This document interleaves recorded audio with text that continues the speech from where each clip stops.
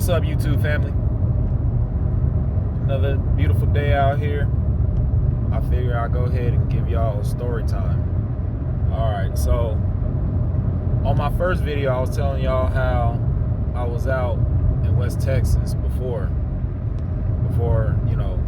I'm out here now, but before this. And everything that happened. Well, I work for this company, and this was the first time I've ever ran tankers. I was delivering like fuel, like diesel, gas, and all that. And at the time, I was living in Dallas, Fort Worth. Well, one day, my dispatcher sends me to Midland, Odessa. So I go out there, and there was this dude, man, it was crazy, but this short Puerto Rican cat, he was sitting here laughing, and I went up to him. I was like, man, what you laughing at? Because I knew, he was laughing at me and everything like that. And he looked at me, him and the guy that was, I guess, offloading me. He was just like a regular hand or whatever. And he was like, man, how much you make? So at that time, I told him how much I make, and he started laughing even more. Now I'm real confused. I really want to know what's so funny. I don't like, being the butt of somebody's jokes while I'm not, you know what I mean? Anyway, so he then, tells me, he was like, man, you see that guy right there that's sitting here? He don't have a CDL. He's sitting here offloading you. I was like, yeah. He said, he makes the same amount of money as you do out here. It messed my mind up. So, I guess the next question to sensibly ask somebody is, well, how much you make? As a driver, because he do the same thing I do, but he's just in a different location. Well, turns out he made double what I made. And you know what? I want y'all to take this as a lesson too. Whatever you do, get good at it, because it don't matter. It may not pay good where you're at, but that skill may be needed somewhere else around the country. And I've learned that just because I was over there in Dallas, Fort Worth, the things that I were doing in Dallas, paid me, only half of what I was making. And, what I was making in Dallas, it wasn't nothing to sneeze at. I was doing pretty good for myself. So that tell you right there, give you an idea that if I wasn't doing too bad, and then now this guy's telling me he's making double. Well, anyway, back to the story. Y'all just know, y'all can find the money if y'all want to go find the money. It's like y'all, but sometimes y'all be lazy. Y'all don't want to go to other states or venture out. And that's cool. If you don't, home, if that's home to you, whatever. But anyway, back to the story. So once he tells me this, my wheels are turning now. And I tell him, man, I will see you in no less than a month. I'll see you again. That's what I told him. Basically, I'm coming out here. I go to my wife, and I tell her that, we're moving. Let's get packed up. Let's go.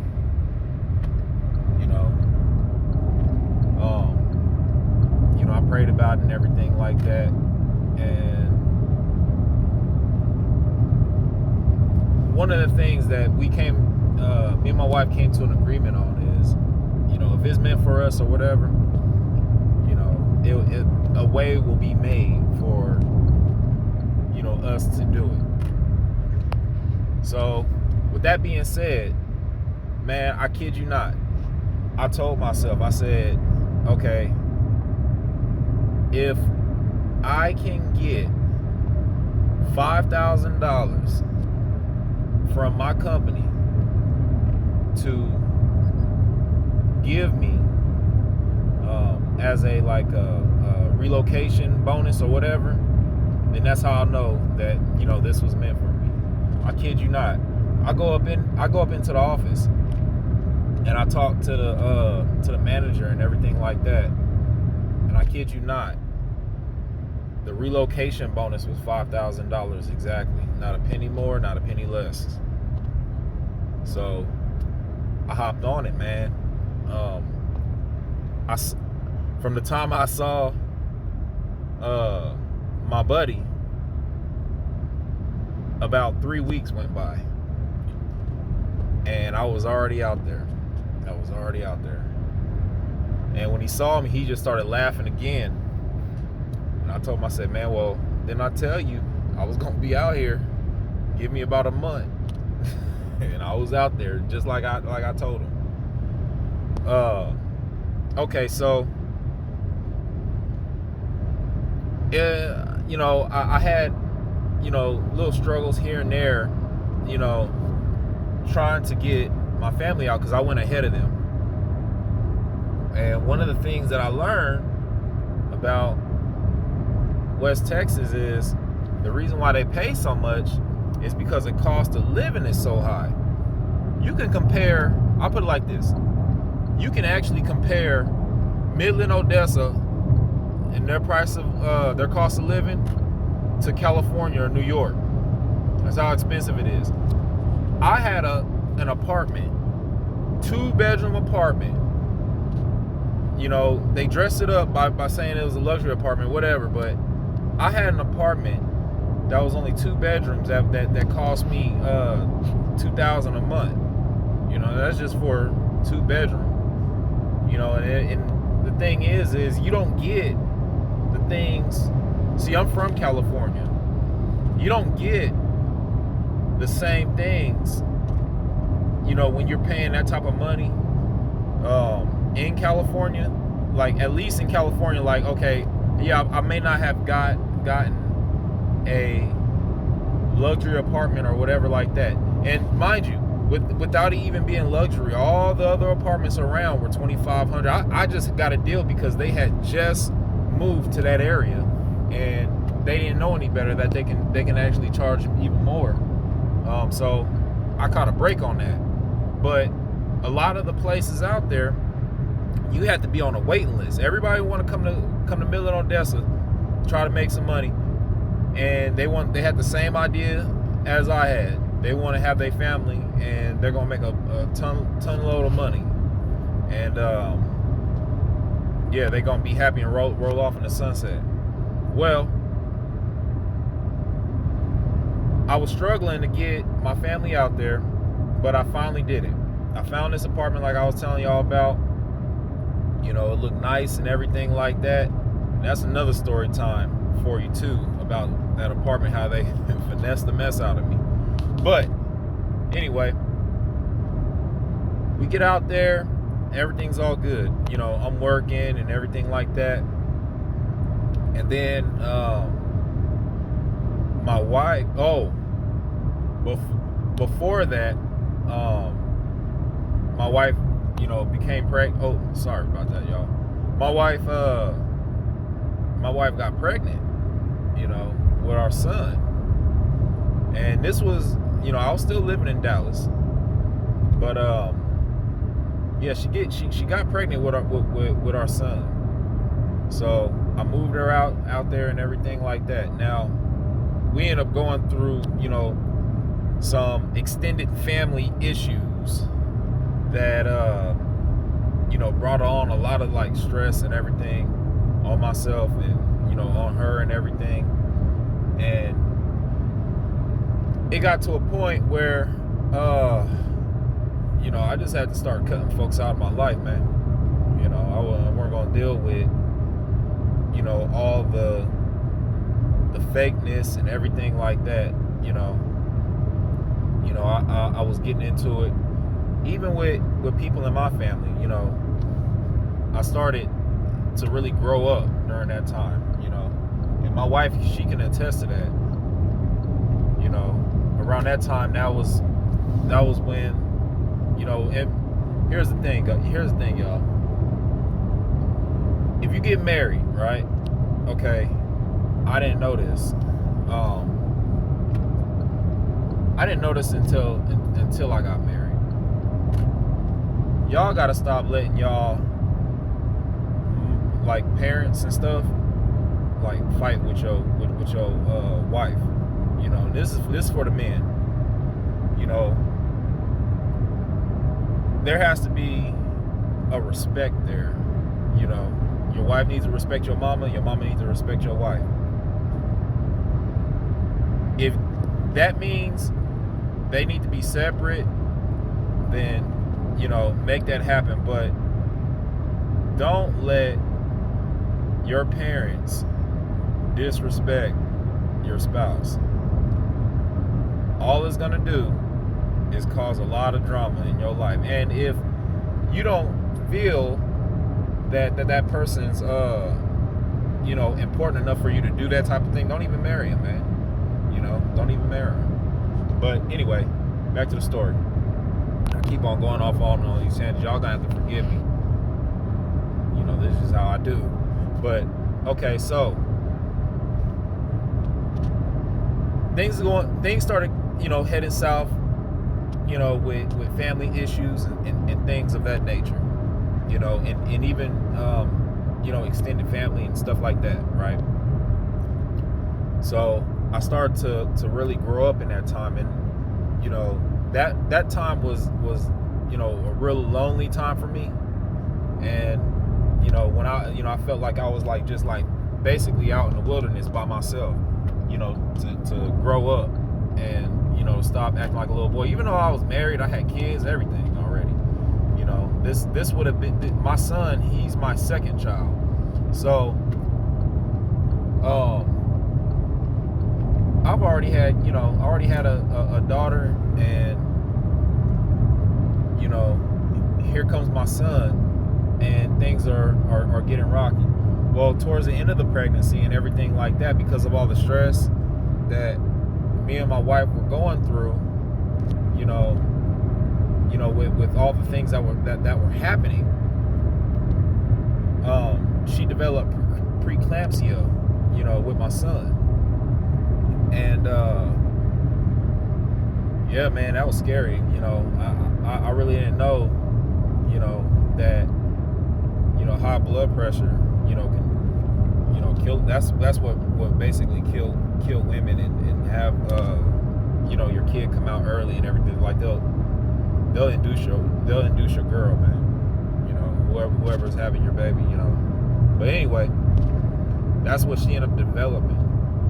So, and on top of this, I had lost my job. My grandmother died, and I lost my job at the same time. It was like boom, boom, you know.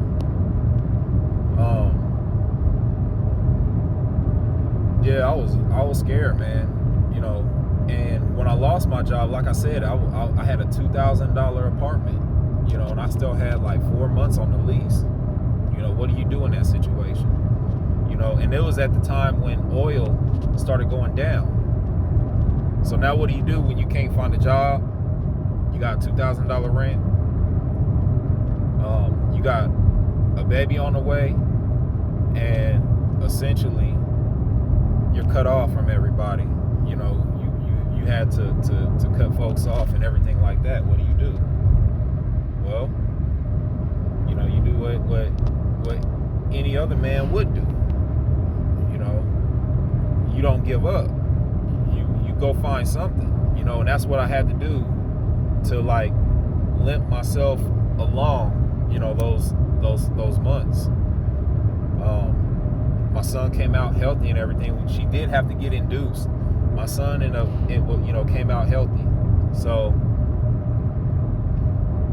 during this time, you know, I started running acid it's still a tanker job. They take acid and they pour it down in the ground to, I guess the word is perforate. I hate saying that word, but it put holes all in the sand. They put sand down on the ground, and they pour acid down there to put holes in that sand. That way the oil can collect in one spot. That's what they call it. They need acid for fracking. So I was the guy bringing the acid, and it limped me along, man. I got through my lease and everything like that, and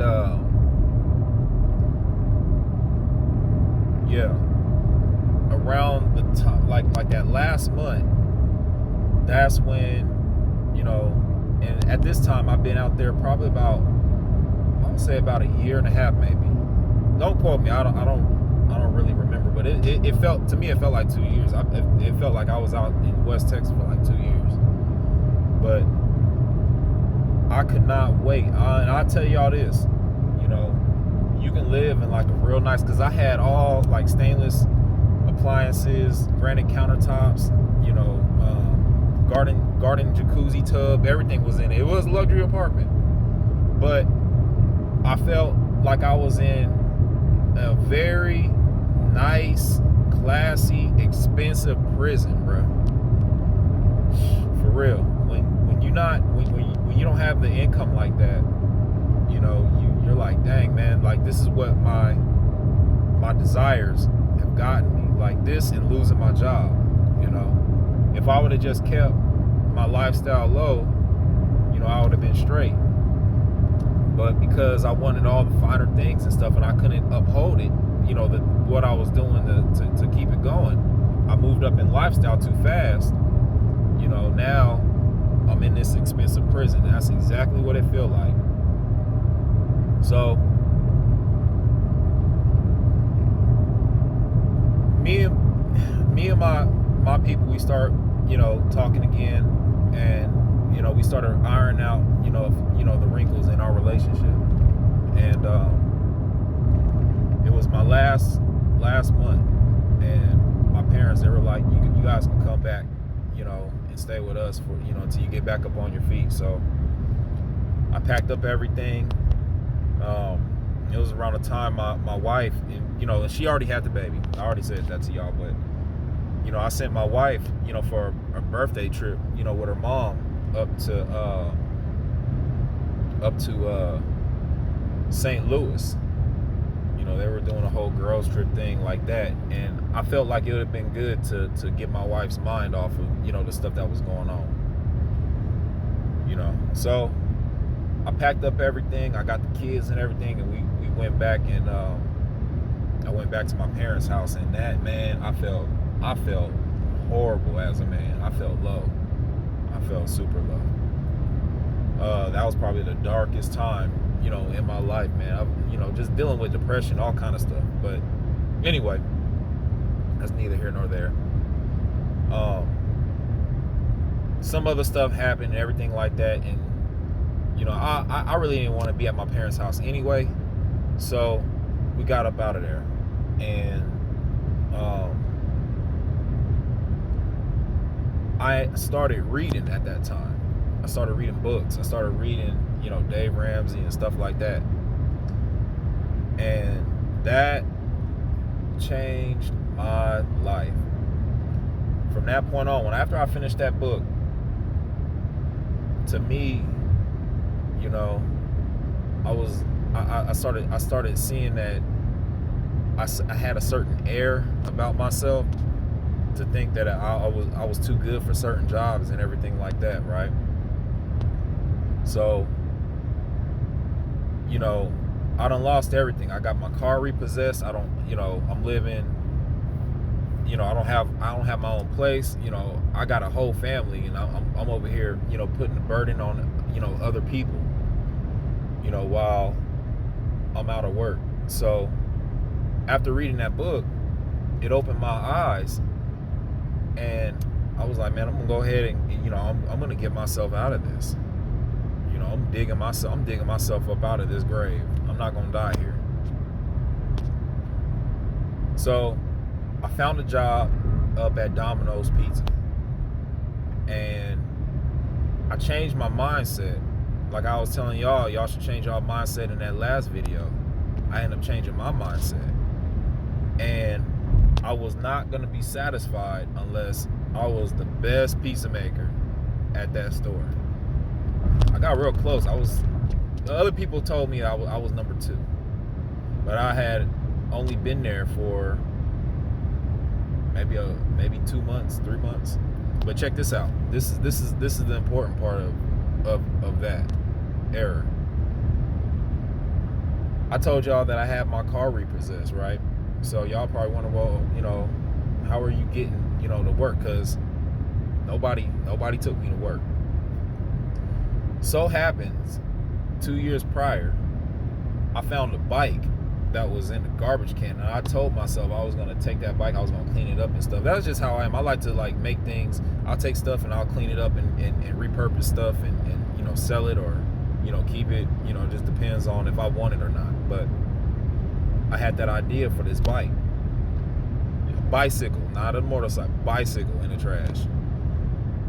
So I forgot all about that bike, and my mother-in-law told me about it. She was like, well, why don't you, that bike that you got, why don't you, use that? So I did. I didn't have any money for food or anything else like that. So what I would do is I'll ride my bike to Domino's Pizza, and it was pretty good ways. It was probably about, I would say about 15 miles away. And I would do it every single day. I work every day, and I would make pizza and stuff for my family and everything, and I bring it home. That way we wouldn't have to be a burden on anybody else. I fed them like that. And I would ride that bike, and it had one flat tire on it. Like I could never get the tire, but I didn't have enough money to buy a new inner tube at that time. So it had one flat tire. So I'm sitting here, pushing this bike 15 miles every single day. Well, 30 miles because you got to come back. I was pushing that bike, 30 miles back and forth, every day, and bringing home pizza and everything to it would be cold. Sometimes I even do it in the snow. I ride my bike in the snow. I'm going to work that day. But anyway, at that time, I would warm up the pizza and stuff, and that's how they would eat dinner. Well, during that time, I would have saved up a bunch of money, going the route with Dave Ramsey. And I'll tell y'all a secret right here when it comes to money. The best thing I can tell you that changed my life when it comes to money is not looking at a dollar amount, but breaking everything up in percentages. And those percentages are dictated by priority and in importance. So what I mean by that is, I know y'all probably heard that, you should, your rent should never be more than 1/4 or 1/3, something like that, of your monthly income, right? Okay, well, that's still like, a percentage. That's a percentage. If you guys have heard that before, then, ask yourself, well, why isn't all of my bills broken up like that? And that was one of the things that I pulled from Dave Ramsey. When I broke it all up, from me working at Domino's, and I kid y'all not, you know what, and maybe I'll even prove it. I think I have pictures of it. I think I still do have pictures of it. I kid y'all not, within the few months of me busting my tail and working all day, like from the time the store opened to the time it closed, I was there all day, every day, doing my best work, to where people started giving me tips and everything. I kid y'all not, when I started putting in the work, the opportunity started knocking. Now, remember that bike I was telling y'all about? That bike turned into a 2003 5 Series BMW while I was working at Domino's. I kid y'all not. I was able to, and I paid cash for it. How I got the deal was the guy couldn't get open the latch for the hood, so nobody wanted to buy it. I took that risk, I took that chance and bought it. And I'm mechanically inclined, so I was able to get it open and everything like that. Engine, there was nothing wrong with that engine. Matter of fact, I drove that car for like maybe 3 years after buying it and got a sweet deal on it. You ain't gonna find, you're not gonna find a deal like that on that car, what I paid for it. But anyway, I was able to get, and at the same time, with me buying that 5 Series BMW, I was able to get my family our own place.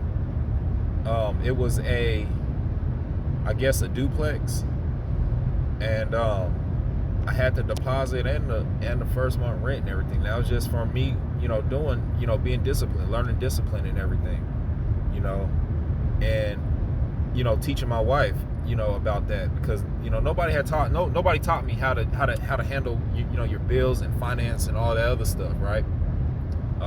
My parents, they were bad at finance.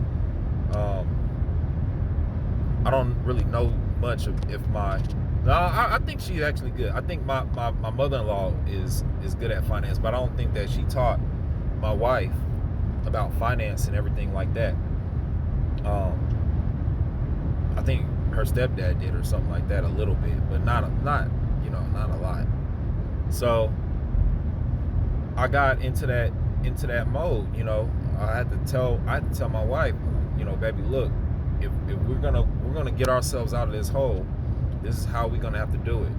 So I mapped out the plan and everything like that, and I followed the plan. I put in the work. I went to work every day.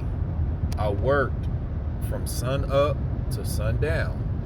I opened the store, I closed the store. I opened the store, I closed the store every day. And people saw that.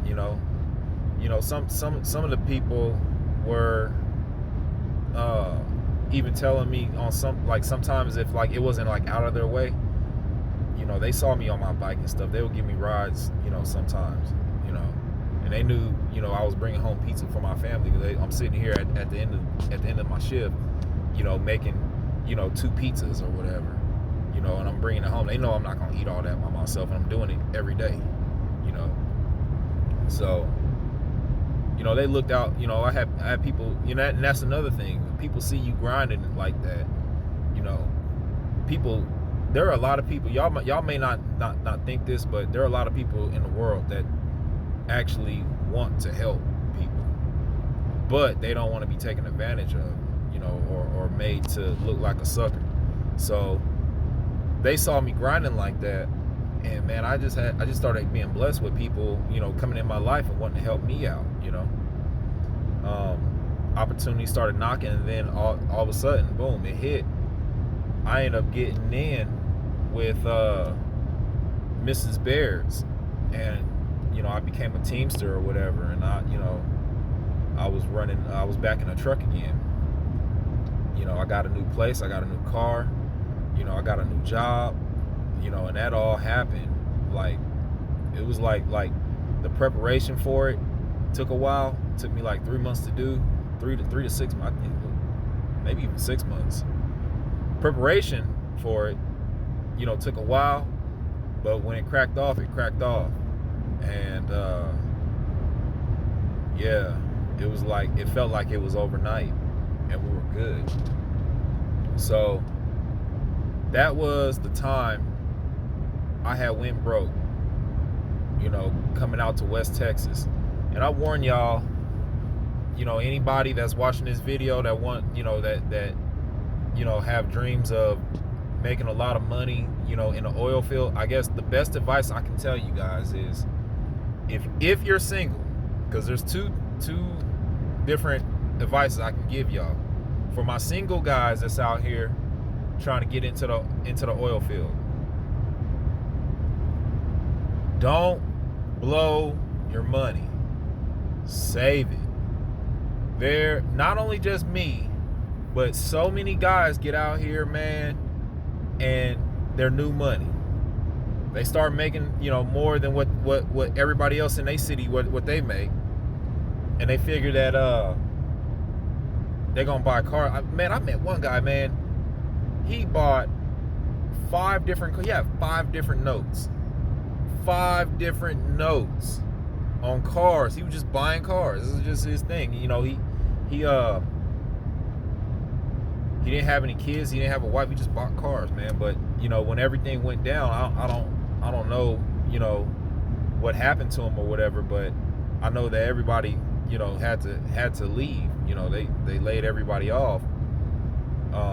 I wonder what happened to him in them car notes, man. So, you know, be careful of that, man. Like, tomorrow's never promised. Like, the present is a present, you know, and the future, ain't no telling, bro. Future have you all jacked up. So, you know, just keep that in your mind. And for my married guys, I know it'd be tempting, or anybody that has a family, you know, or anything like that, like, you know, you got kids or anything like that. I know it's tempting for you to want to move your family out to West Texas, but hold off. Save your money. If you're gonna do that, try to get